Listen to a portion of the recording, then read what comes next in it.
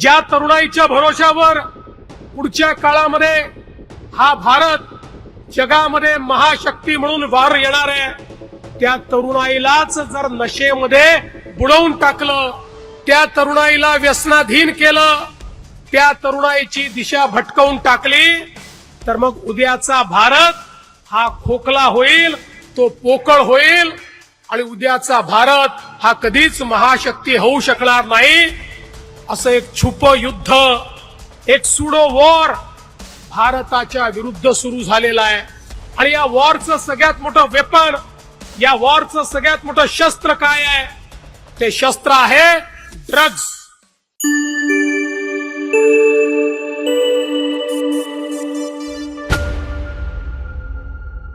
भारत माता की, भारत माता की, भारत माता की, छत्रपती शिवाजी महाराज की, छत्रपती शिवाजी महाराज की, भारतरत्न डॉक्टर बाबासाहेब आंबेडकरांचा, भारतरत्न डॉक्टर बाबासाहेब आंबेडकरांचा. हिंदवी स्वराज्याचे सरसंस्थापक छत्रपती शिवरायांना मानाचा मुजरा करतो. भारतीय राज्यघटनेचे शिल्पकार भारतरत्न डॉक्टर बाबासाहेब आंबेडकर यांना मानवंदना अर्पित करतो. ड्रग फ्री मुंबई आज जी शपथ आपण घेतली आहे, या शपथ ग्रहण कार्यक्रमाच्या निमित्ताने मंचावर उपस्थित असलेले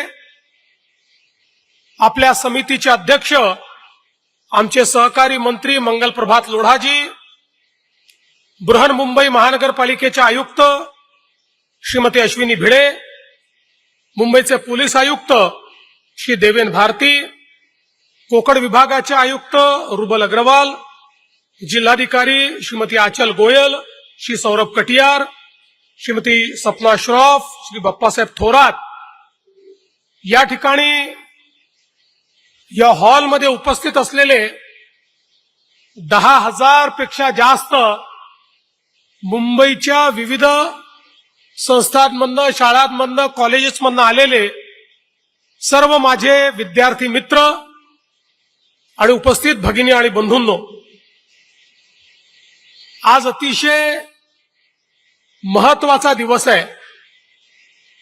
देशाचे प्रधानमंत्री माननीय नरेंद्र मोदीजी यांनी नशामुक्त भारताचा संकल्प केलाय आणि नशामुक्त भारत करण्याकरता आपल्याला देखील नशामुक्त मुंबई, ड्रग फ्री मुंबई आणि ड्रग फ्री महाराष्ट्र करणं गरजेचं आहे.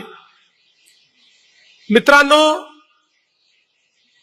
आज आपला भारत इतक्या वेगानं विकास करतोय. आपण जगाची 4थी सर्वात मोठी अर्थव्यवस्था झालो आहोत.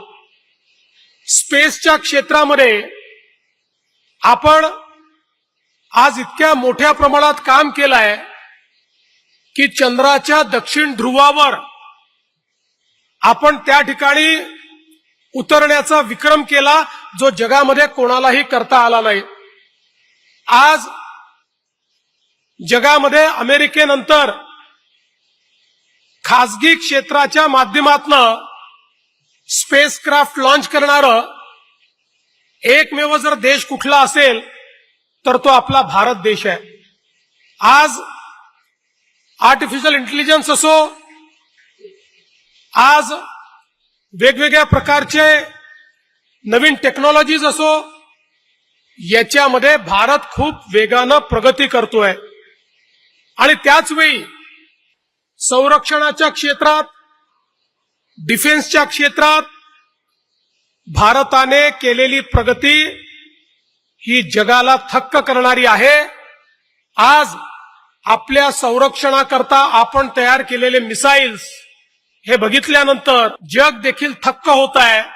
आणि आपल्या सेनेने देखील ऑपरेशन सिंदूरच्या वेळी हे दाखवून दिलं की भारताकडे वाकडी नजर केली तर भारत आता जुना भारत राहिलेला नाही, हा पाकिस्तानमध्ये घुसून मारणारा भारत आता तयार झालेला आहे. अशी आपली ताकद आज भारताने तयार केली आहे। त्यामुळे भारताच्या शत्रूंना आता हे माहिती आहे की या भारताला आता थांबवता येणार नाही। हा भारत युवांचा भारत आहे। जगाच्या पाठीवर सर्वात जास्त तरुणाई आज आपल्या भारतामध्ये 2020 साली जगातला सर्वात तरुणाईचा देश म्हणून भारताच्या लोकसंख्येची रचना झाली आहे। आणि ही तरुणाई जर योग्य दिशेने गेली तर जगामध्ये पुन्हा एकदा जगाचा महागुरु म्हणून भारत स्थापित होऊ शकतो।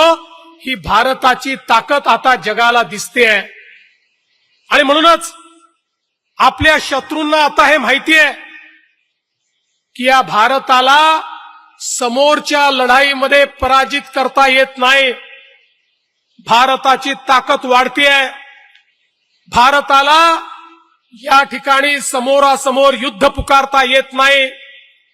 आणि म्हणूनच आता एक नवीन पद्धती चालू झाली की भारताला आतून पोकळ करायचं, खोखलं करायचं।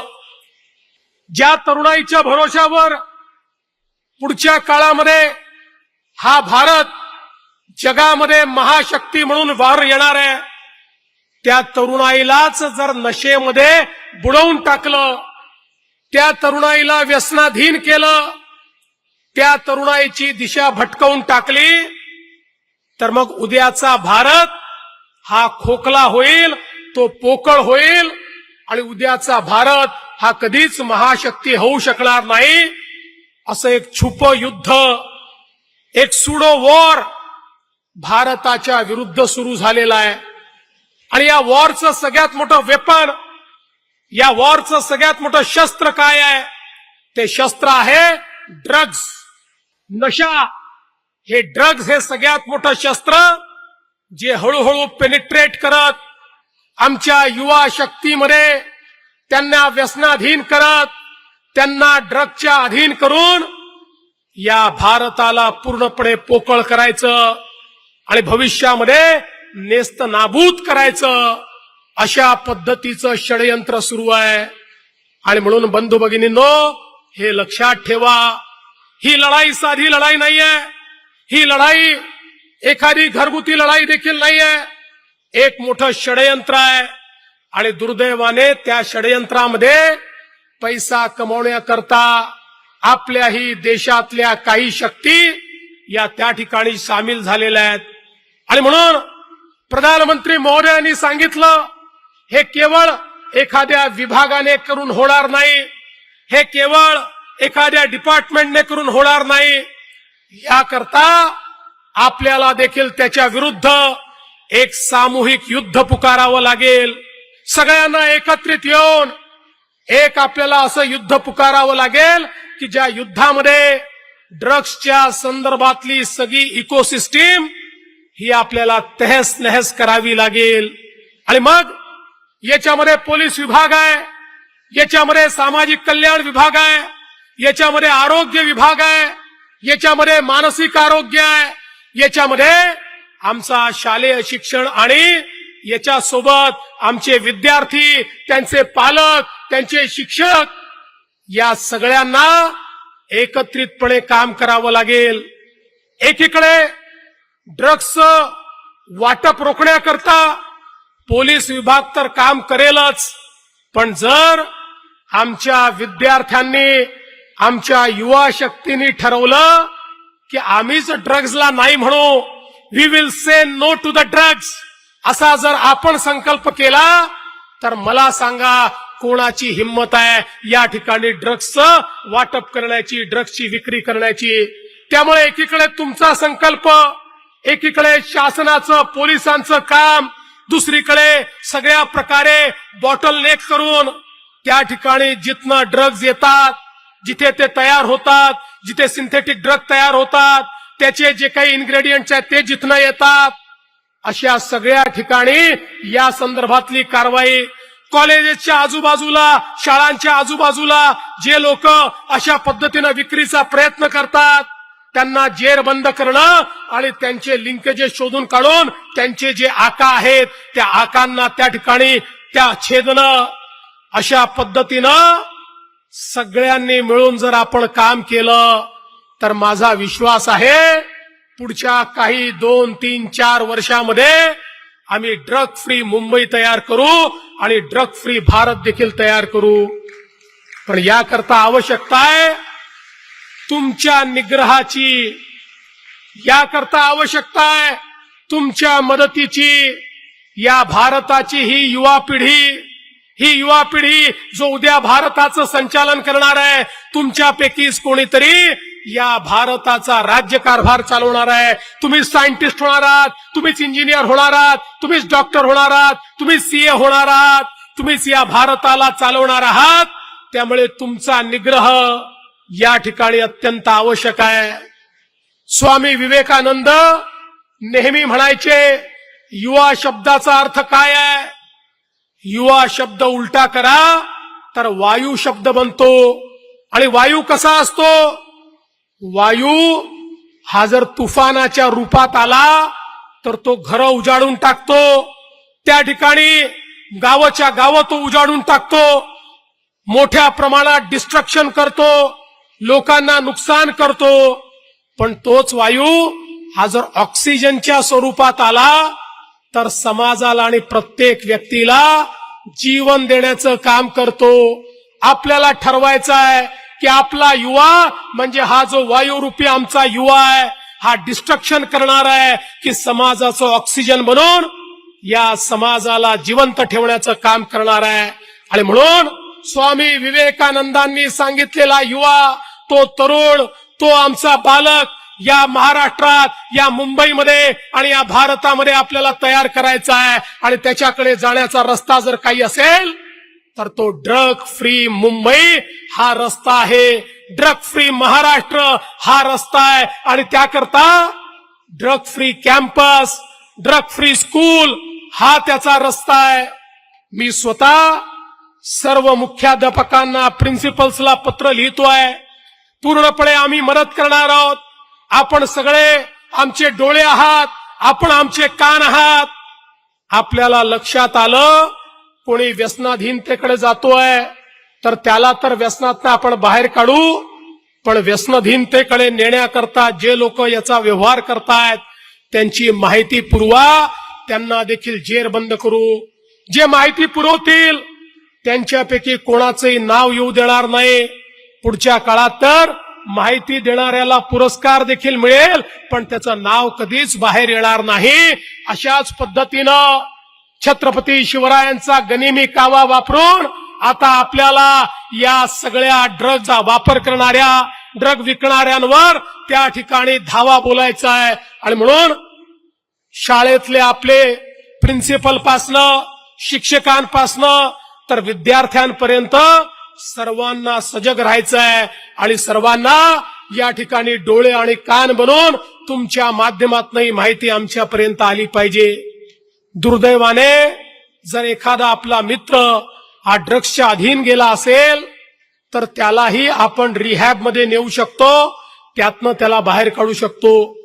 एक सर्व्हे असा आहे की वयाच्या 21व्या 22व्या वर्षापर्यंत जर ड्रग पासून आपण दूर राहिलो तर आयुष्यात कधी आपण ड्रग घेत नाही. त्यामुळे हाच काळ आहे की ज्या काळामध्ये काळजी घ्यायची आहे. आणि आपल्या दुश्मनांकरताही तुमचा हाच काळ आहे की ज्या काळामध्ये ते तुमचा सत्यानाश करू शकतात, ते तुम्हाला व्यसनाधीन बनवू शकतात. आणि म्हणून लक्षात ठेवा, आता खरी गरज आहे आपल्याला त्या ठिकाणी ताकदीनं उभी राहायची. ताकदीनं उभं राहून त्या ठिकाणी कोणीही कितीही आमिष दाखवलं तरी त्याला नाही म्हणायची. आपल्या ग्रुपमध्ये कोणी जर त्या ठिकाणी सांगत असेल की खूप मजा येते, एकदा करून बघा, त्याला सांगितलं पाहिजे मजा नाही, ही सजा आहे. तू स्वतःला बर्बाद करतोय, आम्हाला बर्बाद करू नको, आमच्या मित्रांना बर्बाद करू नको, हे सांगण्याची आज गरज आहे. आणि म्हणून मला विश्वास आहे, या तरुणाईवर मला विश्वास आहे, तुमच्यावर मला विश्वास आहे. उद्याचा भारत तुम्ही घडवणार आहात. आणि आज शपथ घेतली आहे छत्रपती शिवरायांच्या समोर, महामानव भारतरत्न डॉक्टर बाबासाहेब आंबेडकरांच्या समोर तुम्ही सर्वांनी शपथ घेतली आहे. शपथ म्हणजे औपचारिकता नाही आहे. शपथ म्हणजे एक असं बंधन आहे की जे बंधन तुम्ही स्वतः सोबत बांधलेलं आहे, जे बंधन तुम्ही स्वतःला सांगितलंय. अरे माणूस इतरांसमोर खोटं बोलू शकतो, पण स्वतःशी खोटं बोलू शकत नाही, स्वतःच्या मनाशी खोटं बोलू शकत नाही. आणि म्हणून आज जी शपथ घेतली आहे, ती शपथ घेतली तर ती निभवायची देखील तुम्हाला सगळ्यांना आहे. ही शपथ निभवण्याचं काम हे तुम्हाला करायचं आहे. सांगा, तुम्ही शपथ निभावणार आहात का? सांगा, निभावणार आहात का? सांगा, निभावणार आहात का? मुंबईला ड्रग फ्री करण्याकरता मदत करणार आहात का? ड्रग फ्री मुंबई करणार आहात का? ड्रगच्या विरुद्ध लढाई लढणार आहात का? ड्रगच्या विरुद्ध लढाई लढणार आहात का? मग बोला, भारत माता की, भारत माता की. मी म्हणेल, ड्रग फ्री मुंबई कौन करेगा? तुम्ही म्हणाल, हम करेंगे, हम करेंगे. ड्रग फ्री मुंबई कौन करेगा? ड्रग फ्री मुंबई कौन करेगा? ड्रग फ्री मुंबई कौन करेगा? धन्यवाद. तुमचा प्रतिसाद हा अतिशय सुखावणारा आहे, म्हणून तुम्हाला भावी जीवनाच्या खूप खूप शुभेच्छा देतो. जय हिंद, जय महाराष्ट्र.